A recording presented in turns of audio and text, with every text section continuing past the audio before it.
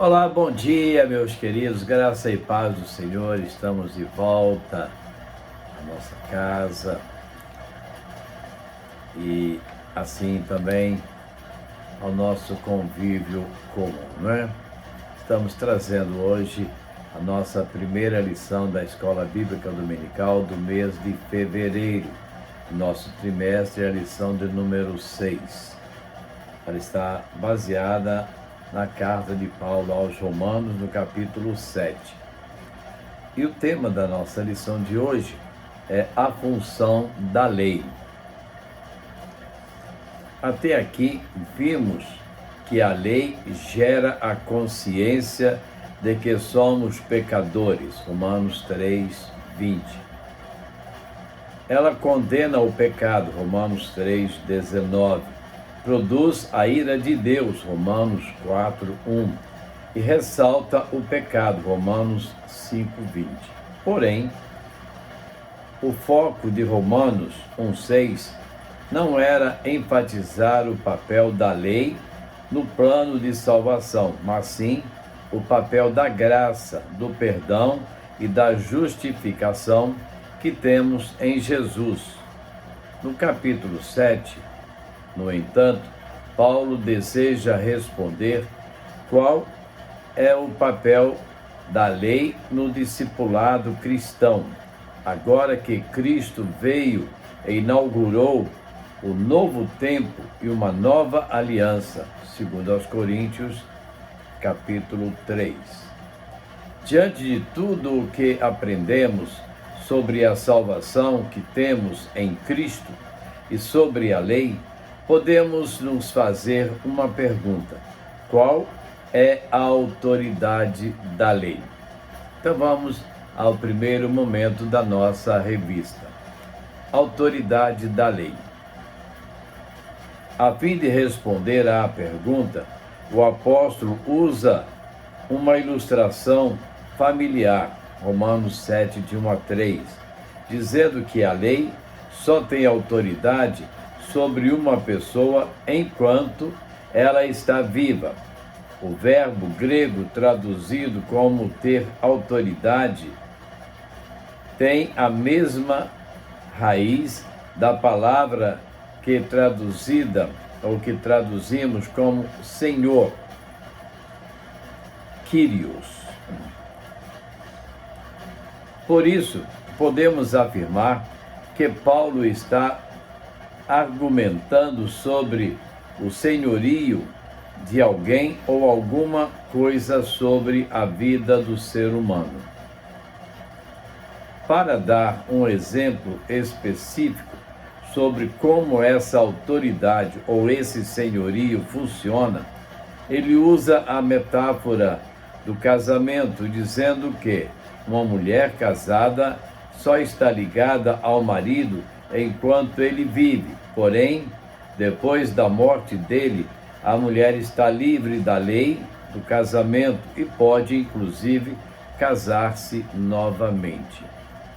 Dando continuidade em sua argumentação sobre o senhorio que a lei tem sobre nós, Paulo poderia ter simplificado sua comparação, alegando que estávamos casados com a lei e que ela foi morta pela obra de Cristo, razão pela qual estaríamos livres para nos casar com Deus.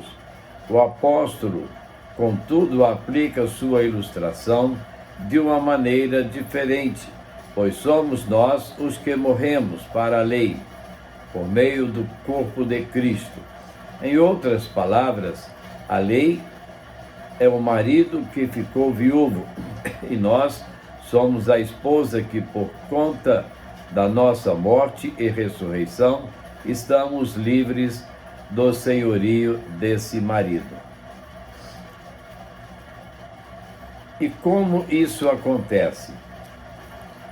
Como já vimos em Romanos 6, nós nos identificamos com a morte de Cristo, isto é, morremos com Ele, sendo o batismo o símbolo da nossa morte e ressurreição. Isso significa que depois da nossa morte, estamos exonerados da obrigação que tínhamos com a lei e ficamos livres para nos casar outra vez com um novo marido. Desta vez, nos casamos com Cristo Jesus, sendo em vista que ressuscitamos com Ele.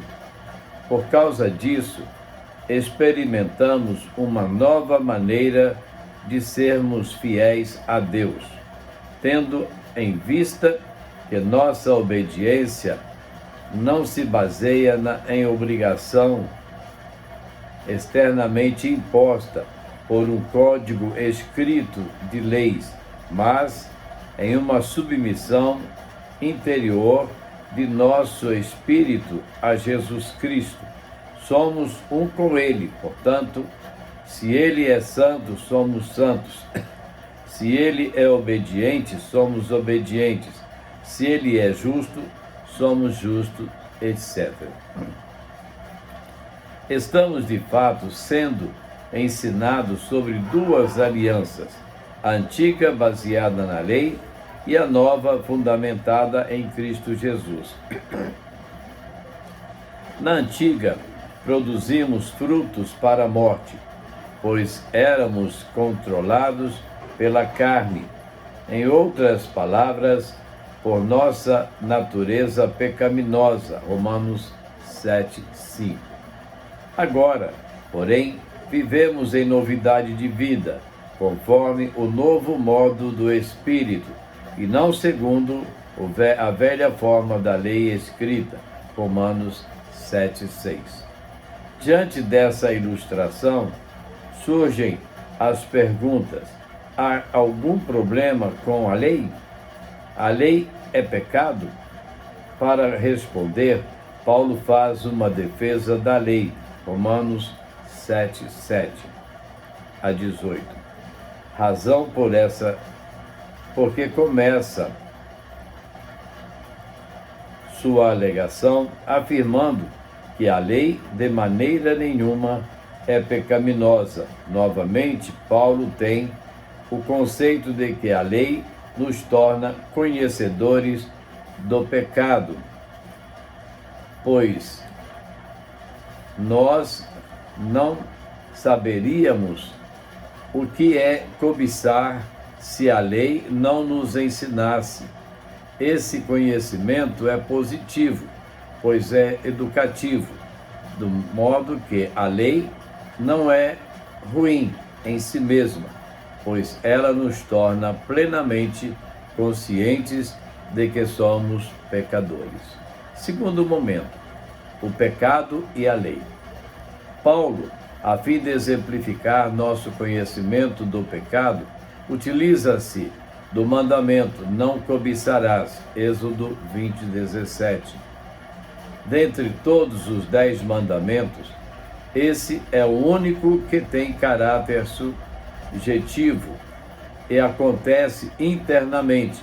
Logo, ele é a fonte de todos os outros pecados, pois coloca os objetivos do desejo no lugar de Deus e do próximo. Foi exatamente isso que Jesus ensinou no Sermão da Montanha, quando disse que se alguém olhar com cobiça para uma mulher, comete adultério com ela. Mateus 5:28. Ou ainda, quando Tiago, em sua carta, diz que a cobiça dá luz do pecado e o pecado gera a morte. Tiago 1:15. Jesus, Paulo e Tiago estão ensinando que o pecado tem uma dimensão interior e subjetiva, que é a cobiça. Temos, contudo, que saber que a visão da história não é a lei, mas o pecado, que habita em nós, que em virtude da sua perversidade é despertado e provocado pela lei, que é boa, santa, justa e espiritual. Romanos 7:12. E que o que proíbe, essa proibição dada pela lei presta ao pecado certa atração, pois desde o Éden a proibição de comer da árvore do conhecimento do bem e do mal tem uma atração por si mesma. Gênesis 3:6. Assim também a proibição da lei desperta o desejo de pecar. Romanos 7:8. Por essa razão, quando alguém está debaixo da lei, fica à mercê do pecado, como Paulo explica em Romanos 7:9. Antes eu vivia sem lei, mas quando o mandamento veio, o pecado reviveu e eu morri. O que Paulo quis dizer com isso? Que sem lei o pecado está morto. Romanos 7:8. E então, o que é bom se tornou em morte para mim? De forma nenhuma. Romanos 7:13. Como já foi dito, o vilão da história é o pecado, que, a fim de mostrar sua face, produziu morte por meio do mandamento, que é bom, pois a força do pecado é a lei que o torna conhecido. 1 Coríntios 15:56. Em contato com a lei, percebemos que ela é espiritual e nós não. Percebemos que não conseguimos alcançar seu padrão, pois sempre vamos cometer alguma falha e, como está escrito, maldito todo aquele que não persiste em praticar todas as coisas escritas no livro da lei. Gálatas 3:10. Ou seja, para alguém viver pela lei, não pode quebrar nenhum dos mandamentos. Por isso, é impossível ser salvo pela lei. Conclusão. Paulo afirma que a lei é espiritual, porém, ele é escravo do pecado. Também diz que a lei é boa, isto é, ela tem por objetivo nos tornar pessoas boas, mas ela falha nesse quesito por causa da nossa condição de pecadores. A lei ainda é santa, separada, quer dizer, ela pertence à esfera divina da existência, que está além da vida humana. Além dessas características, ela é justa, relevando como deveria ser a relação tanto com Deus quanto com os semelhantes. Romanos 7:12, 14 e 16. Em resumo, o padrão da lei é altíssimo e inalcançável pelo próprio esforço. O problema é que, diante dessa realidade proposta pelos mandamentos, existe outra lei em nossos corpos, pois o bem que queremos fazer não fazemos, e entramos em uma guerra interna insuportável que nos leva a um grito de desespero e perplexidade diante de nossa distância e insuficiência em relação a Deus e à vontade dele. Miserável homem que eu sou, quem me libertará do corpo dessa morte? Romanos 7:24. Esse grito é a verdadeira função da lei, mostrar que somos miseráveis e que precisamos de um libertador. A lei, no pleno da salvação, tem este objetivo: mostrar o tamanho do pecado e nossa impossibilidade de vencer por meio dela. Por isso, Paulo responde à pergunta: quem me libertará? Com a exclamação: graças a Deus em Jesus Cristo, nosso Senhor, Romanos 7:25, só Jesus pode nos libertar do pecado e da condenação da lei. Interessante, né? Para pensar e agir. Você entende que estamos em uma nova aliança? Você entende que a lei apresenta um padrão impossível de alcançar? Você entende que precisamos de um libertador? Coisas interessantes que nós precisamos sempre conhecer para estarmos sempre na dependência do Senhor. Vamos orar? Eterno Deus e Pai, nós somos gratos ao Senhor porque o Senhor é bom, porque o Senhor nos ama, porque o Senhor é maravilhoso. Somos gratos ao Senhor porque o Senhor tem cuidado de nós. O Senhor tem nos protegido diante de tantas coisas ruins e negativas que estão diante de nós. Muito obrigado, Deus, porque o Senhor nos fez filhos teus.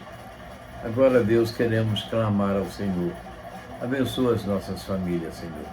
Abençoa os nossos filhos, os nossos netos, a nossa pequena bisneta, toda a nossa família, Deus. Abençoa a tua igreja, as famílias da tua igreja. Abençoa o teu povo, Pai. Abençoa aquelas pessoas que estão atravessando momentos difíceis na vida, quer de enfermidade, quer de existência pessoal.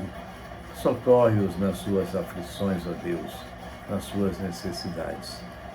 Abençoa, Deus, o nosso Brasil. Precisamos muito, ó Deus, da direção do Senhor para continuarmos a nossa caminhada. Ajuda-nos, ó Deus. Nós oramos, nós clamamos no doce nome de Jesus. Amém. Mais uma melodia.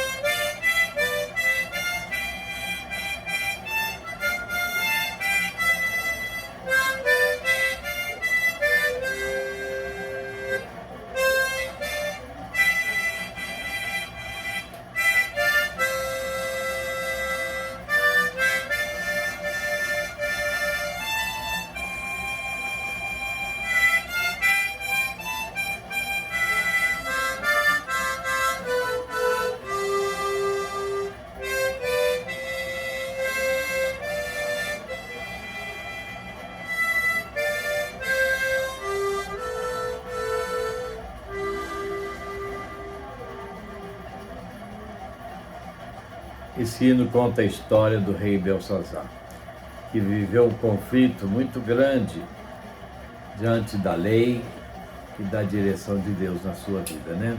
Que nós saibamos fazer o posicionamento nosso na presença de Deus, na direção da nossa vida, que nós possamos nos colocar sempre na dependência do Senhor para continuarmos vivendo pela graça e misericórdia do Senhor. Que o Senhor nos dê um domingo de alegria junto às nossas famílias, um domingo de paz nos nossos corações. Logo mais estaremos ali na primeira igreja. Pela graça de Deus estaremos trazendo a palavra logo à noite, falando sobre a grandeza de Deus. O amor de Deus é grande. Esteja ali conosco. Deus vai falar ao seu coração, com certeza. E a todos um bom dia, na presença e na paz do Senhor. E amanhã, se esta for a vontade de Deus, estaremos de volta para a nossa devocional com você, no seu lar, na sua casa. Amém? Um bom dia a todos, na paz e na graça do Senhor.